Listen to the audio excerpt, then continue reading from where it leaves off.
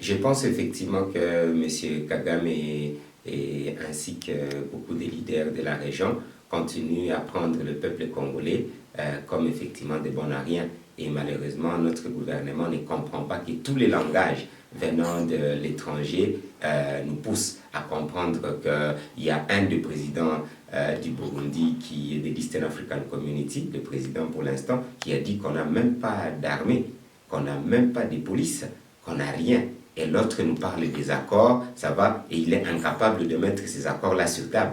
C'est-à-dire que les gens devaient comprendre que tout accord qui n'est pas au bénéfice du peuple congolais, c'est un accord caduc. C'est un accord qui n'existe pas. Est-ce qu'il y a un accord qui a été ratifié par le Parlement, donné par qui que ce soit, pour que nous puissions dire qu'au moins, on peut penser qu'on puisse suivre un accord? Je pense franchement qu'on continue à nous prendre comme des imbéciles et que les gouvernements, malheureusement, et les chefs de l'État n'arrivent pas à prendre le problème à bras le corps. Je viens de les répéter, on devait déjà avoir déclaré la guerre au Rwanda, article 86, ce qui n'est pas encore fait. On devait déjà être capable d'appliquer l'article 63, c'est-à-dire la mobilisation générale en République démocratique du Congo, et on se bat. Certes que le président a demandé une mobilisation, mais c'est théorique.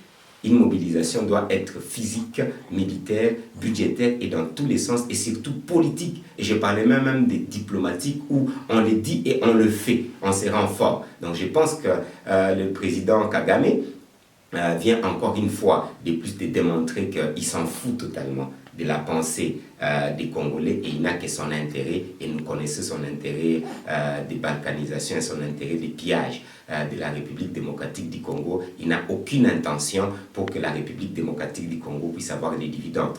Et d'ailleurs, il se cache derrière des choses qui ne sont pas les vrais problèmes de la République démocratique du Congo.